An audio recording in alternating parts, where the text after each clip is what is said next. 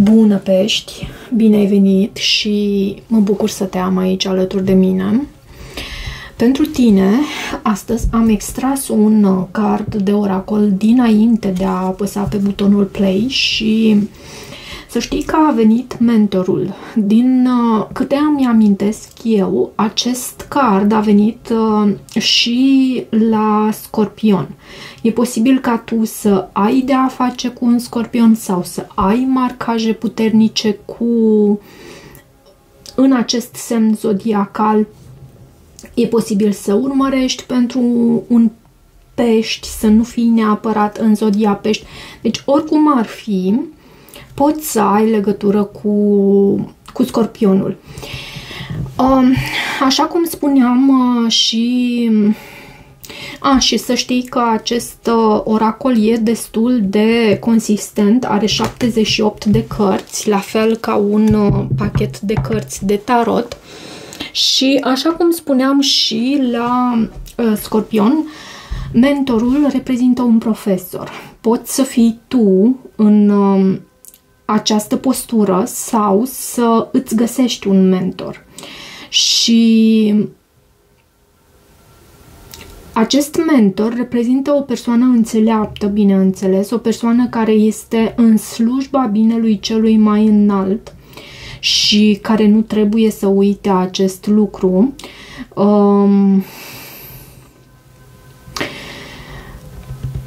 De asemenea, mentorul poate fi,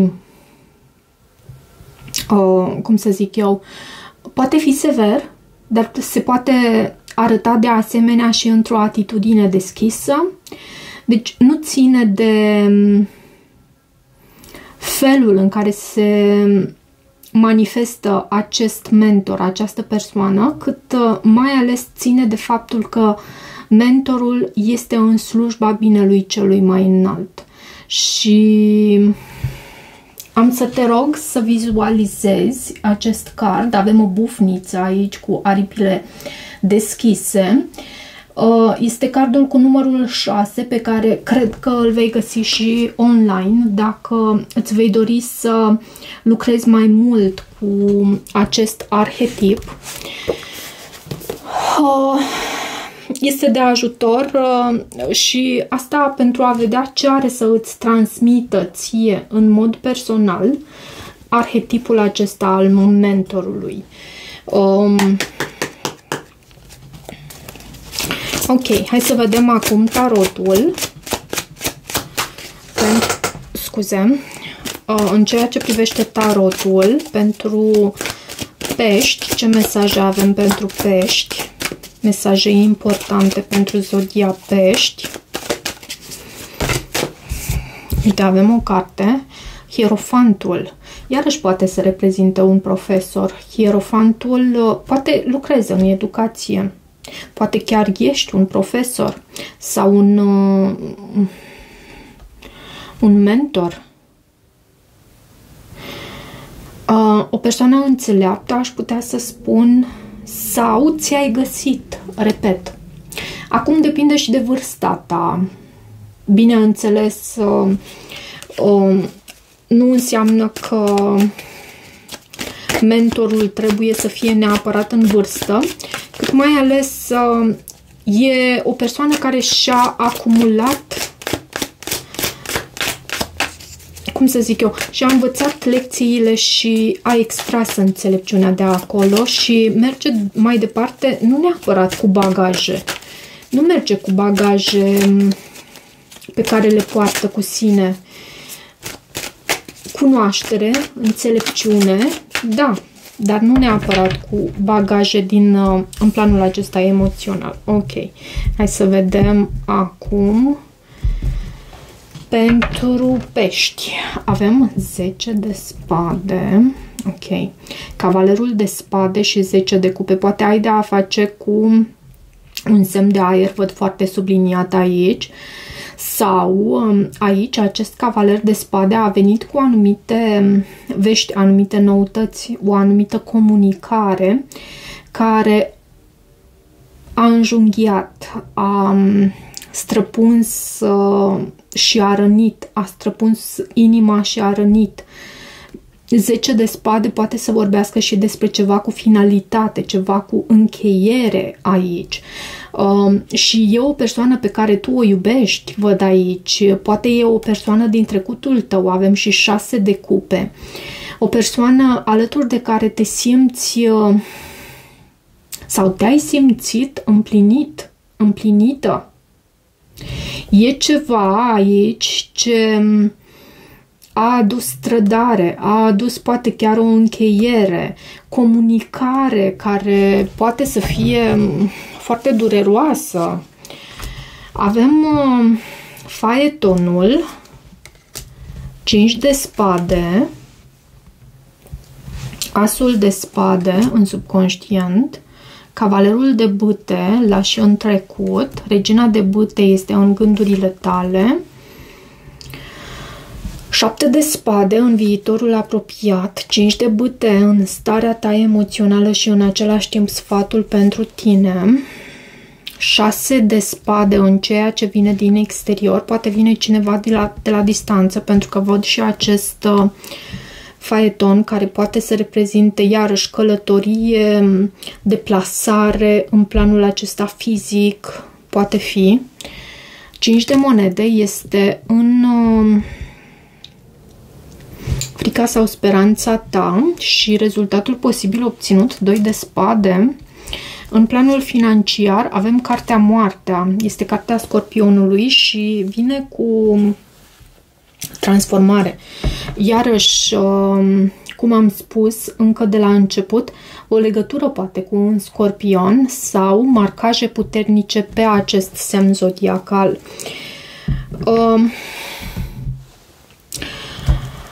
Hai să vedem.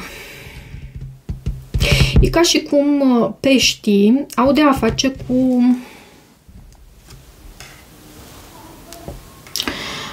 o situație în care fie au de ales, fie se simt foarte determinați pentru a triumfa, pentru a avea parte de câștig, dar există foarte mult conflict, există foarte multă decepție în preajma ta. Ce este cu acest faeton? Ce este cu acest faeton în situația de față? Faetonul poate să anunțe și faptul că ai de a face cu un rac. Mai avem aici gemeni, fecioară, magicianul și faetonul. Cred că tu vrei să manifesti ceva anume. Așa cum am spus, ești determinat pentru a obține ceva aici, în situația de față, pentru a manifesta, pentru a aduce în concret. Și văd aici că te simți destul de încrezător cu acest magician. Te simți destul de capabil și nu este nimic rău în asta, doar că avem și acest 5 de spade care mă gândesc că vine din exterior. Și nu doar din exterior, pentru că dacă o energie, exteriorul reprezintă feedback-ul pe care tu îl primești la lumea ta interioară. Dacă e un conflict în exteriorul tău, e ceva ce vine cu decepție din exterior, asta înseamnă că tu în interior, la nivel conștient sau inconștient, ai acceptat acel lucru să se întâmple în viața ta și asta pentru a învăța anumite lucruri, lecții. Poate de aceea avem și acest mentor aici. De ce 5 de spade? Ups! Au venit. Poate fi vorba și despre o pierdere în planul acesta financiar. Avem asul de monede în poziția sa inversă și la fel pajul de bâte în poziția inversă. E ceva ce te... E ca un boom, ca un moment de turn, am să-l denumesc exact așa, pentru că asta văd. Avem turnul la baza pachetului. E ceva ce îți răstoarnă lumea și felul în care tu te-ai direcționat, te-ai poziționat pentru a obține obiectivele tale, pentru că aici am văzut că tu ești determinat, ești abil, vrei să acționezi, vrei să ai parte de reușită și de succes cu ceva anume, dar e ceva ce te blochează aici și bănuiesc că vine din exterior. Asta pentru a-ți arăta că ai ceva de lucrat în interiorul tău. Un moment de turn, ceva care n-aș ști să spun mai mult. Poate ți-ai dorit un nou început cu cineva anume, ți-ai pierdut entuziasmul, poate fi și astfel cu acest paș de bâte. Deci asul de spade în subconștientul tău. Asul de spade iarăși este o carte care poate să anunțe victorie și claritate mentală. Văd regele de bâte și 7 de spade. Și 9 de spade. Îți faci griji cu ceva anume. Ai parte de claritate. Asta văd cu acest as de spade. Dar parcă în ceea ce privește comunicarea cu persoana dragă, e ceva anume ce te face să te îngrijorezi, e ceva anume, poate persoana respectivă este într-un semn de foc, pentru că văd că avem asta și în gândurile tale și avem acest rege de bâte și gen, eu nu citesc pentru gen, deși am tendința asta, într-adevăr, de a spune că ai de a face cu o persoană energie masculină sau feminină.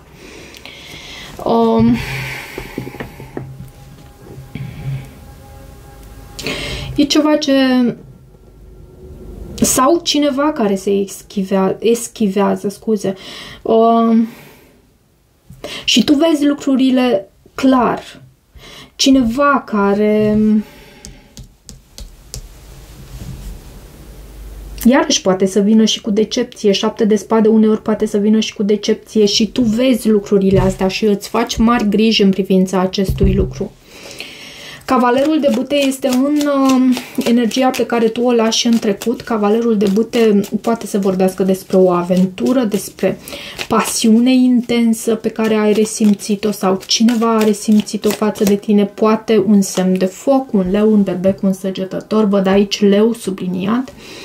Văd de asemenea și reușită și faptul că tu ai avut parte de respectul celor din jur, de apreciere, de aplauze, poate la propriu sau la figurat, respect și foarte mult drive văd aici în trecutul tău. Regina de bâte este în gândurile tale. Poate te gândești la o persoană dintr-un semn de foc, un leu, un berbec, un săgetător, o persoană focoasă și spânzuratul este energia ta și Marea Preoteasă, iarăși energia ta. Nu, acum poți să fii chiar tu în această energie a reginei de bâte, foarte... precum un lider, precum o persoană care știe să atragă în viața sa, o persoană magnetică, o persoană îngrijită, o persoană pusă la 4 ace, e precum tot foarte îngrijită, poate chiar activă, o persoană extrem de activă și cu un tonus bun.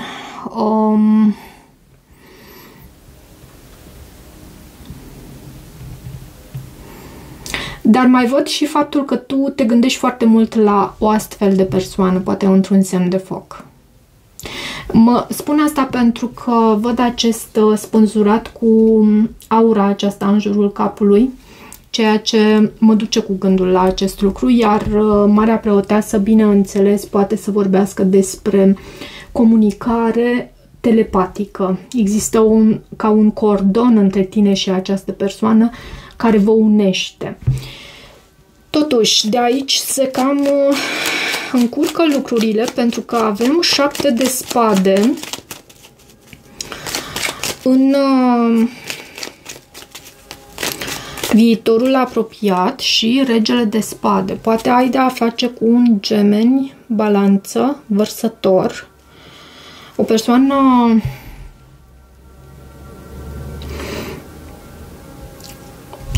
o persoană care acționează foarte mult în propriul interes pentru sine cumva.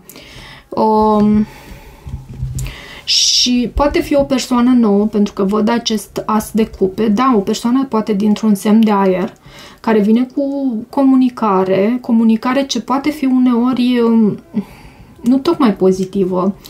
Poate fi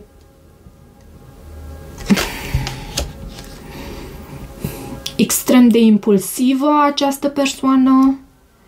Da, vine cu această cupă, dar felul în care comunică, hai să spun, nu se exprimă, felul în care comunică această persoană e unul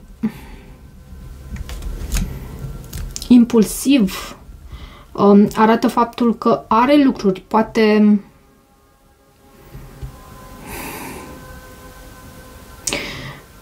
acționează într-un mod care arată că își vede doar propriul interes și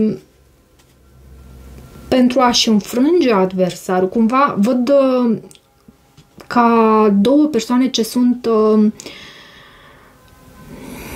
precum niște rivale aici.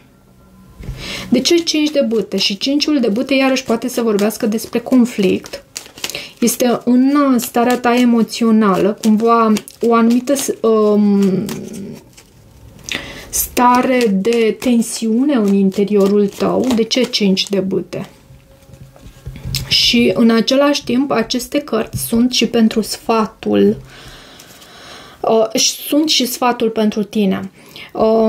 5 de bâte și împăratul. Păi dacă tu ești în această energie masculină, foarte hotărâtă, autoritară, poate că ai o poziție și un anume statut la locul de muncă, în societate. Poți să ai de-a face și cu un berbec aici sau să ai berbec pe harta natală. E ca o oportunitate pentru care există mai multe persoane interesate. Există și competiție, cum ar veni. Și în sfatul pentru tine, universul îți arată faptul că tu ai tot ceea ce ai nevoie aici. Dar ești atenționat în același timp de faptul că ai și competiție. Și lucrul acesta văd că îți aduce mari griji. De ce 6 de spade? Și aici poți să ai de-a face și cu un berbec, taur sau chiar leu. De ce 6 de spade în energia care vine din exterior? Cineva poate să vină de la distanță înspre tine, poate să călătorească înspre tine, sau poți să rezolvi anumite conflicte cu o persoană sau chiar mai multe din exteriorul tău, pentru că acest card reprezintă și o energie care lasă în urmă ceea ce reprezintă conflictul. Da, văd reuniunea aici, împăcare, sărbătorire, închei un anume capitol, poți să și călătorești, poți să mergi împreună cu familia ta într-o anumită călătorie, sau cineva se deplasează pentru a veni înspre tine și văd angajament aici. Mai poate exista sau mai pot exista și mesaje online aici, o distanță, lumea cumva vă desparte sau o distanță ce vă desparte aici, însă e posibil ca această persoană să vină înspre tine și să vă reuniți, să vă revedeți, să petreceți timp împreună. 5 de monede este înfrica sau speranța ta. 5-ul de monede poate să anunțe și o anumită pierdere în planul acesta financiar. Spun asta pentru că văd și această carte, moartea, care într-adevăr poate să vorbească despre transformare, poate să vorbească și despre o schimbare sau un final. De ce 5 de monede? 9 de monede. Da, poate să fie în planul acesta financiar. Îți e teamă cred că e o temere aici a ta că vei avea parte de anumite pierderi în planul acesta financiar. Într-adevăr, e bine să fim precauți, e bine să ne gândim și la partea aceea care nu este tocmai pozitivă, dar e bine să facem acest lucru atât timp cât putem să prevenim acest lucru. Dacă nu avem cum să prevenim, mai bine, oricum ar fi, e bine să cauți ajutorul și să... eu cred că e vorba de ceva la muncă aici. Foarte multe cărți de monede, îți e teamă de ceva la muncă, urmează ceva la muncă aici, o încheiere de capitol, poate ai un anume proiect pe care încerci să îl duci la capăt și nu ești foarte sigur de felul în care va ieși acel proiect. Lumea aici anunță protecție, anunță succes în felul în care tu închei acel capitol, acel proiect. Dar văd și stres, temere. De ce 2 de spade în rezultatul posibil obținut? De ce acest 2 de spade? Doiul de spade vine cu o decizie importantă atunci când te afli într-un moment de cotitură, aș putea să spun, și luna este cartea ta. Același card 5 de bâte pe care îl avem și în sfatul pentru tine. E ceva ce se întâmplă în exteriorul tău și în care sunt implicate persoane din jurul tău care e posibil să îți aducă chiar decepție, un blocaj, nevoia de a lua o anumită decizie. E ca și cum ai fi pus în față cu această situație într-un moment critic în viața personală și în care trebuie să iei o decizie foarte rapid. Hai, mai dă-mi o carte aici. Ce se va întâmpla aici în rezultatul posibil obținut pentru pești? Puterea. Tu ești destul de puternic și puternică. Ți se va face dreptate, poate sunt anumite acte, documente, hârtii, este important să păstrezi o atitudine neutrală, să nu fii în acea încărcat cumva din punct de vedere emoțional, să emotionally charged, cum se spune în engleză. Dar văd că ești suficient de puternic pentru a face față aici și în același timp te văd și provocat. Te văd și provocat aici cu această situație. Poate acte, documente, hârtii pot să fie importante, o decizie. Ce se întâmplă în planul financiar pentru pești cu acest card moartea? Ce avem aici pentru tine? Soarele. Soarele reprezintă cartea leului, este cea mai pozitivă carte din tarot. De asemenea, soarele, toate cărțile, toate energiile ce se află în preajma sa sunt, cum să zic eu, sunt influențate de această energie pozitivă a cărții soarelui, poate prin carisma, prin atitudinea ta, tu vei reuși să treci ca un fel de... E ca o schimbare aici, e o transformare care poate să fie pentru o altă persoană, poate că nu ar putea o gestiona această transformare, această schimbare, poate chiar final, dar la tine soarele anunță faptul că și mai spun ceva, soarele este și cartea adevărului și e posibil să vină totuși ceva ce te nemulțumește. Eu spun asta pentru că și mai vreau o carte aici. Spun asta pentru că nu vreau să crezi că citirea o fac doar pentru elementul acela pozitiv. 7 de monede, poate fi și ceva cu adevăr aici. Un moment de turn. Sau poți să ai de a face cu un scorpion, un leu, văd aici. Dar e totuși ceva pentru care tu te aștepți. E ceva, pentru că văd asta în temerile tale. Nu știu dacă e un final, un moment de turn, ceva care te nemulțumește. Poate fi pentru cineva din preajma ta, nu neapărat pentru tine. E ceva cu zguduire aici. Și sper eu că nu va fi resimțit prea intens această situație. Ai parte de susținere și asta e minunat. Văd acest lucru cu acest număr angelic 333. Văd creștere, creativitate, bucurie, comunitate, viziune, talent.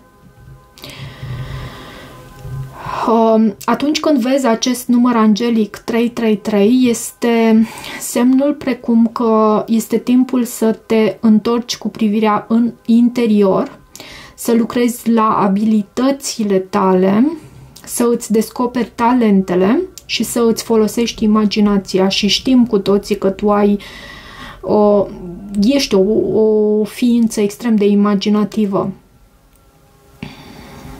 Scoate la suprafață artistul din tine.